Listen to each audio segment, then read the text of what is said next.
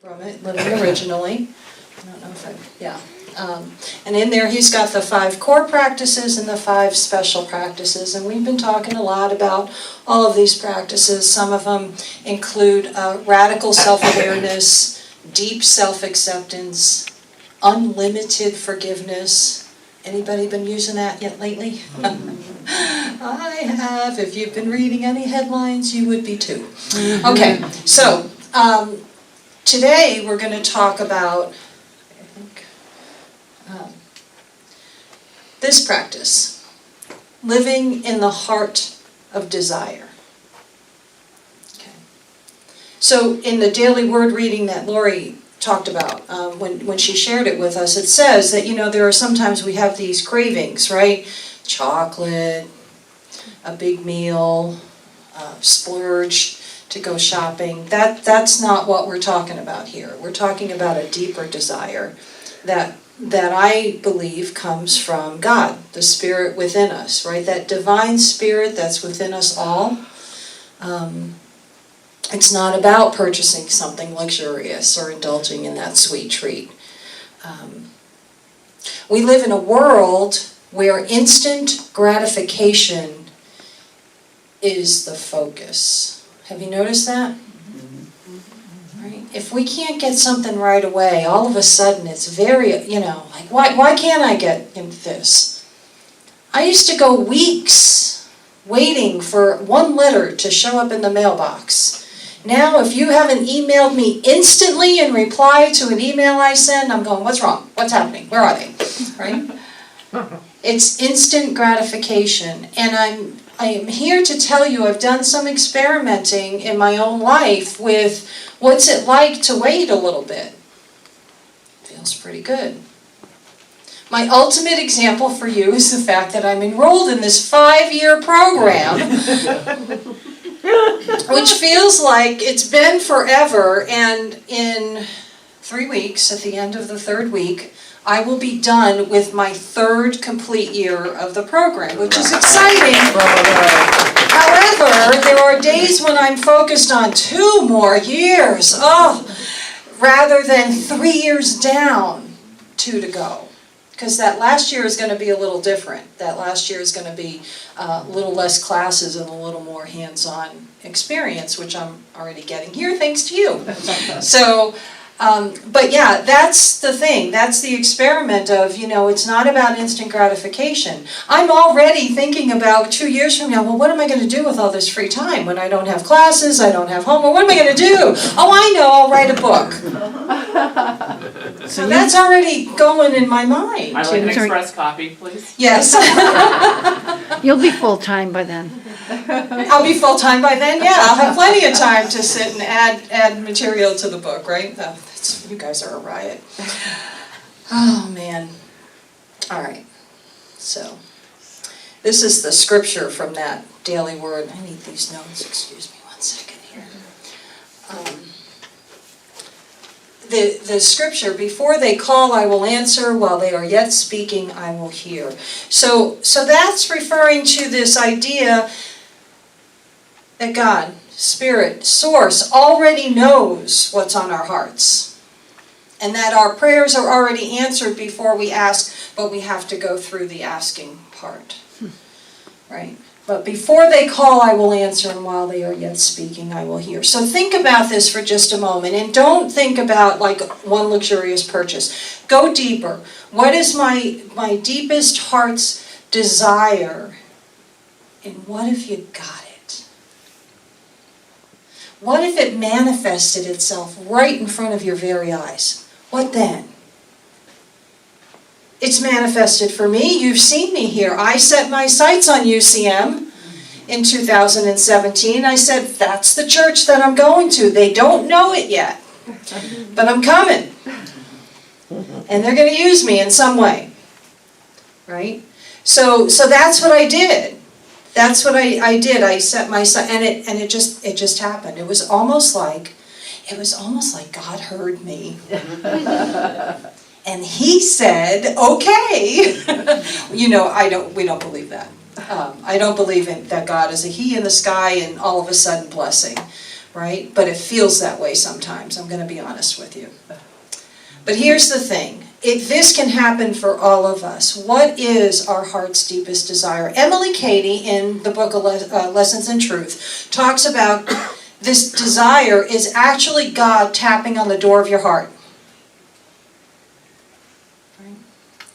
So have you ever had a dream? Have you ever had like, okay, I want to have my own metaphysical bookstore. I wanna open up a center, a health center, or someplace where all of these healing professionals can come and be. Anything like that that's been on your heart where it really just keeps driving you and driving you. Have you ever had that? Ever? Oh yeah. Oh yeah. Okay? Yeah, Angel's so answer. so that's what we're talking about here, is that's what we call living in the heart of desire. And I think that it starts with us just simply meditating and breathing into our heart space, getting centered in the heart, and see what comes up. See what comes up.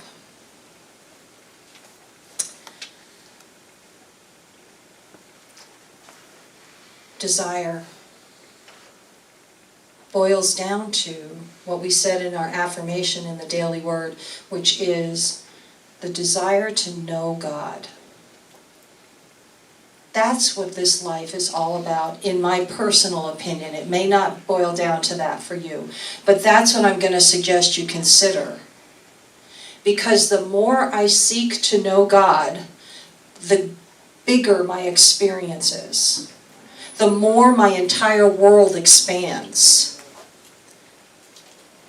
But I'm not focusing on, okay, I have to make my world expand now. I have to get this by such and such a date. I have to do this now. It's not about that, right? The more I focus on getting to know God, and how do I do that? Meditation. Ask. Prayer, that prayer meditation goes together, right? I go into prayer and contemplation, and then I get silent and I listen. Compassion and patience are important. Yes, compassion and patience. Don't pray for patience. Boy, you'll get more circumstances to be patient in. Be careful with that one. No. I think I've told you the story. I had a really good friend of mine who prayed for patience, and her 3 grandchildren were dropped off at her doorstep by her daughter, and she ended up having to take over custody of those kids. Wow. And she said, Kathleen, don't ever pray for patience. I mean, they were 6, 7, and 9 years old. And all 3 with behavioral issues and things like that, because they were raised in a chaotic home, and she could provide a better one. But when you come from chaos, trying to go into order is very difficult. So don't pray for it. But yes, patience, if it shows up, is wonderful. Invoking them is good. Invoking it. There you go. The desire to know God. When I go into a peaceful time, when I go into meditation, right, I want to sit there and I want to experience the presence of God. Have you ever felt that? Yeah. Now, sometimes it's not always in the silence. Sometimes we experience the presence of God when we are out in that real world out there, and we encounter a situation, and we get to show up as source, as love, as peace, as joy. And when we show up that way, you get that chill that goes up your spine, right? You get the God bumps, they call them. And you just know, that is an experience of God. Experiencing the presence of God. That's what we're seeking to do.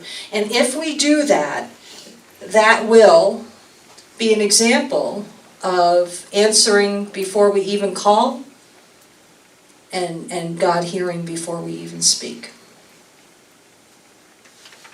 Sounds pretty good to me. Okay, let's do. To manifest your heart's desires, you must be what your heart desires. Okay, let's look at that for just a second, because if we are living from that space, we are living in the heart of desire. Yes? Okay. And then Joy says you must be what your heart desires. So, if you desire prosperity, what do you have to be? Prosperous. Prosperous. What else? Giving. A giver. Jim Rosemary talked about that 2 weeks ago when he visited here. That's exactly what his lesson was all about. A demonstration of prosperity is not accumulating. A demonstration of prosperity is a giving. Right? If you want love in your life, what do you have to demonstrate? Love. Right? So you have to be loving to those people who don't appear to be wanting to be loved in that moment, right? The more you practice that, the more love you're actually going to receive. Maybe not from that person, but from others and all around. Your experience will be of love. This is true. You know what this means? I got bad news for you. It means we're accountable. It means we're responsible for all that we're experiencing. Sometimes circumstances come up. We didn't ask for them. Sometimes they're very challenging circumstances. So I do not mean that if you get a health diagnosis that you caused it. That's not what I'm saying. I don't mean it in that literal sense. But you've watched people, I know you have, you've seen people with different challenges, prosperity challenges, health challenges, all sorts of things, and you've watched them glow as they peacefully and gracefully walk through that challenge. Yes? Yes. And you've known somebody, most of us have, right? So it's not about the circumstances then.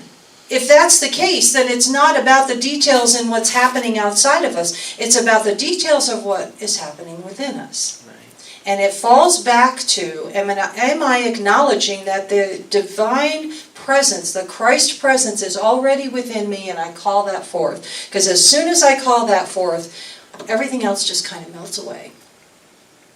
Everything else kind of melts away, and then I am ready to go and deal with whatever it is that I'm dealing with.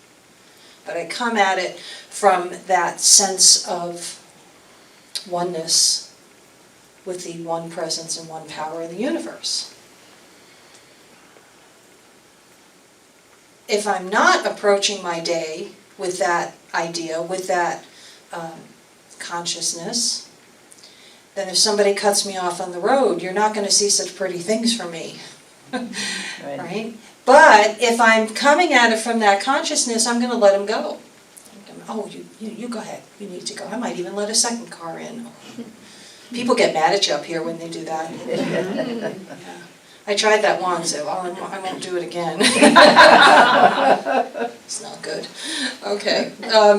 They're not ready for my kind of generosity yet, I guess. Maybe that's what it is, right? We're working on it. We're working on it. Okay. Gosh, if you walk out of here with nothing else today, I want you to walk out of here with that idea that your desire is to know God would be the best approach to anything. My desire to know God. And in knowing God, that means that I experience the presence in different circumstances. I want to see God in everything I do. I see the face of God in every single one of you. Right? And I see it in the people that I encounter out in the real world too. Not that this isn't the real world, but the cashier, the grocery store department manager, my boss, any of those things. My boss's wife just had a baby, and the baby came to visit us on Friday. It was so Wednesday. He was off on Thursday and Friday. And what a joy! What a joy to just see this little one. And he did not make a peep the entire hour and a half that he was there. He was the quietest baby ever. And the two parents, all they kept saying over and over again, "He's never this quiet." But he was very curious. He wasn't scared, he wasn't upset, but he just was very observant, and he was just kind of looking all around and all of that stuff. So, but when I look at that baby, I see the presence of God. Absolutely. So now here's the challenge. The people in your life, when you look at them, do you see the face of God? Are there a couple of people in your life that maybe you don't always see the face of God? I have a couple of family members that I love dearly, but I'm not always seeing it. I know it's there. I do know it's there. I know we're connected. And I remember that. But it's not always obvious at first. And that's on me too. I'm accountable. I am responsible to look for it. But it's there. I have a quick story to tell you. I went to, this was a few years back, I went out to lunch with a friend of mine that I hadn't seen in a long time. And we had a falling out because they just didn't agree with the direction my life was taking. I had found Unity, but I had not even started licensed Unity teacher classes yet, so I hadn't gotten to that point. But we finally got together, and I think we were 5 minutes into the lunch when they started telling me all the things I was doing wrong again with my life. And I had driven quite a ways to go meet them. And I was pretty annoyed. And they had this one point of contention with me. And it doesn't matter what the details are. Let's just say that they were not pleased with my choices and my outlook on this particular situation. And they were telling me all the reasons why I was wrong. And so I was getting ready to leave. I was getting ready. We hadn't even ordered appetizers yet. Like, I was starving, but I wasn't even going to stay, and I was getting ready to leave. And I remembered my Unity teachings. I'd been in Unity for a couple of years at that point. And I remember Jim teaching us about, one presence, one power, divinity in all, one power, one presence. I keep hearing this over and over again in my head. And I look at this person and I look in their eyes. And this person went from a 57-year-old male yelling at me to an 8-year-old little boy. And as soon as I saw that, I can translate it now for you and say I saw the face of God in that moment. I didn't know that's what was going on at the time, but I saw this 8-year-old little boy who was scared beyond anything about certain circumstances. He had a family member that was doing some things similar to what I was doing, and he had just decided that it was the worst thing in the world, and I needed to listen to him, and blah, blah, blah. So he was coming from a place of concern. He was coming from a place of love. It was being expressed as anger. And so in that moment, I saw the 8-year-old instead of the 57-year-old, and I just breathed out and I listened to the rest of what he had to say, and I didn't try to interrupt, which is unusual for me. And I sat there and I just let him finish. And I looked at him and I said, I hear what you're saying. Now, I will be honest with you, there are certain phrases in life that you can use to diffuse a situation. Yeah. One of them is, maybe you're right. Now, in the back of your mind, you're thinking, there is no way that this person is right. But you can use that as a diffuser for the situation that you're in, right? Because it takes some of the energy out of the conflict. In this particular set of circumstances, there was absolutely no way that I could tell him that maybe he was right, because he was so far off in left field, and I'm not even kidding. If I told you what it was, you would agree with me too. So it didn't matter. I needed to say something, and I said to him, I hear what you're saying. That was completely true. I heard every single word that he said. Well, do you know that he turned to me with love in his eyes, and he said, that's all I've ever wanted.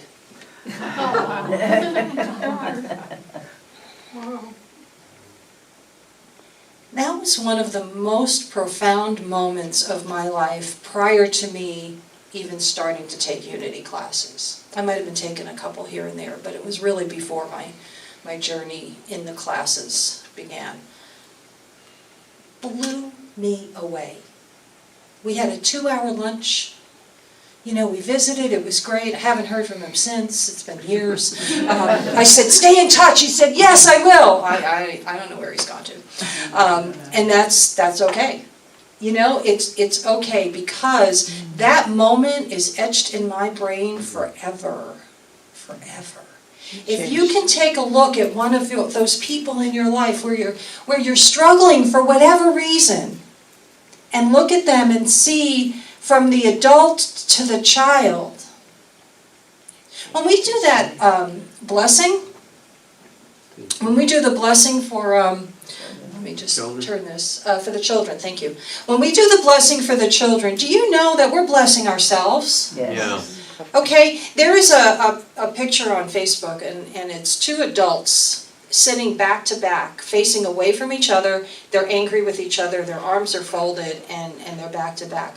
But the way the image is drawn is there is a little child in a cage inside of them, and those two children inside of them are facing each other, trying to reach each other through the cage. Yeah. Couldn't find it, or I would have brought it with me. It's very powerful. We have that child within us. Yes, we do. And that's who we're blessing every week, including the children that we know, the Grasso family and others. We're blessing people like my child who's going through health issues right now. You know, we're blessing the children of the world, but we're also blessing the people of the world, because there's always that child within. Think of it that way. And take really good care of that little boy or that little girl inside. Because he and she, they deserve it. You know? Living in the heart of desire. Your heart's desires are not empty vaporings. They foreshadow possible realities man and woman was made to aspire. This is why we're here.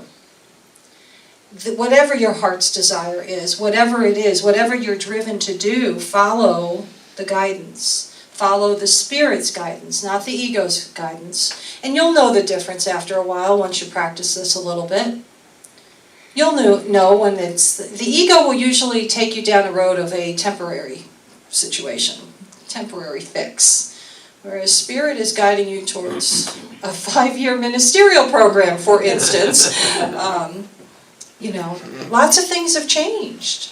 You know, students have come and gone. In these 3 years, I can't tell you how many students have come and gone that you know, they're not finishing. So I'm getting to meet a lot of wonderful people, and that's great. But I'm missing some of the people I started out with, too. And so it's not for everybody, and they are following their heart's desire. So again, I remind you all, and we're going to take this into meditation in a minute, is that it all boils down to going back to my true heart's desire is to know God. And if you remember, if you were here when Jim Rosemurgy was here, again, he said, God isn't doing anything, God is being, right? And God channels its being, God experiences life through us. That's what's happening here. So this is ours to do. This is, I simply need to remember when all else fails, I go back to the basics. I want to experience the presence of God. And it's not as difficult as it sounds sometimes. It can sound difficult. Like, how do you do that? Just get quiet.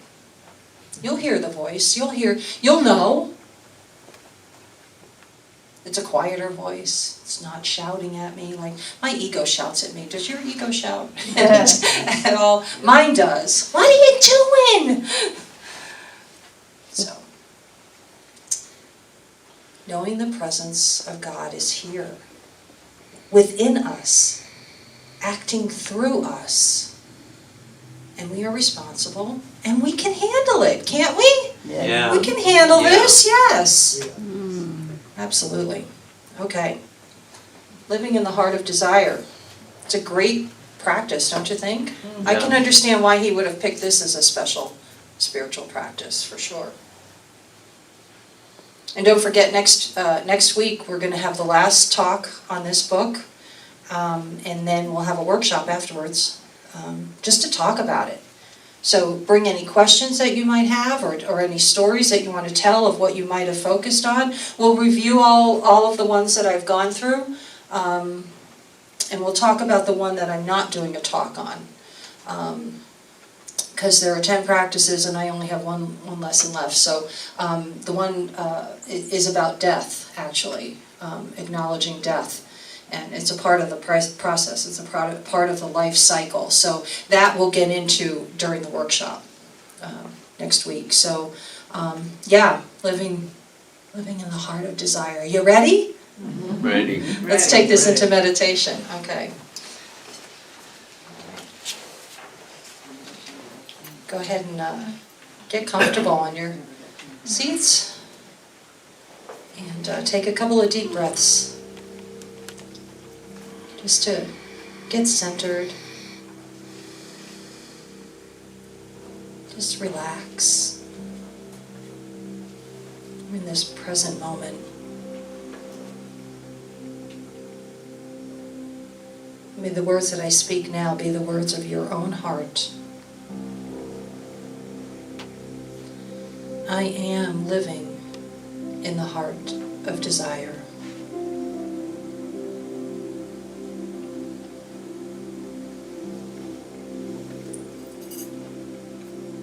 I release the need to seek instant gratification.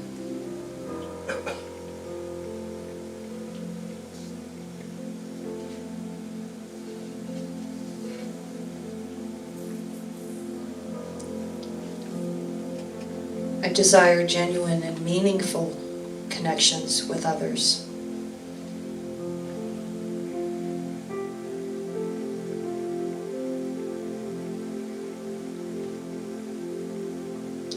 I desire that which is needed for my soul's fulfillment.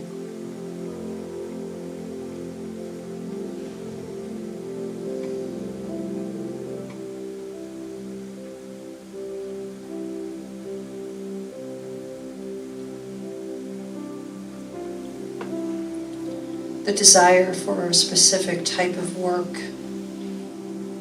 is in my heart.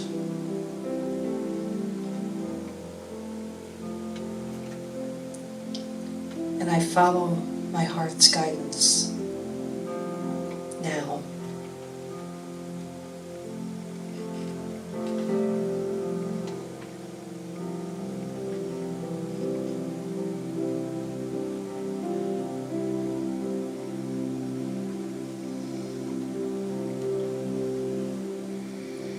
Today I choose to be what my heart desires.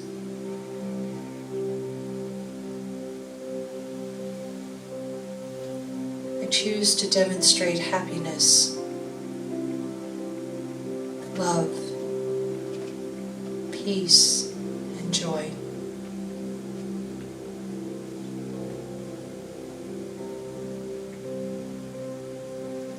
My desire, my heart's desire is to know God.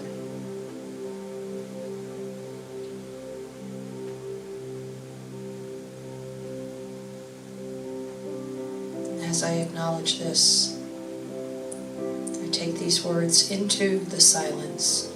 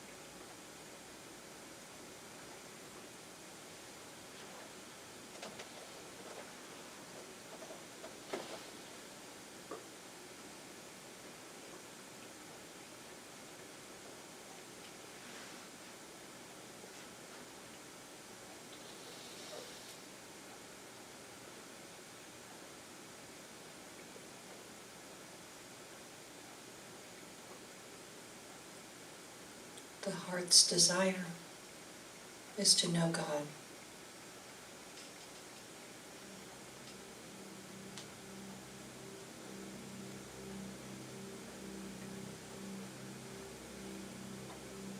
We are all connected through this heart.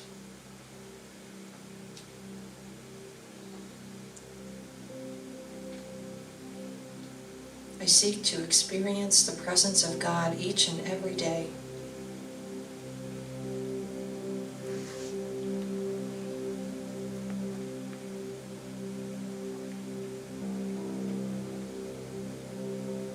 I commit to this spiritual practice, and I am beyond grateful for this opportunity.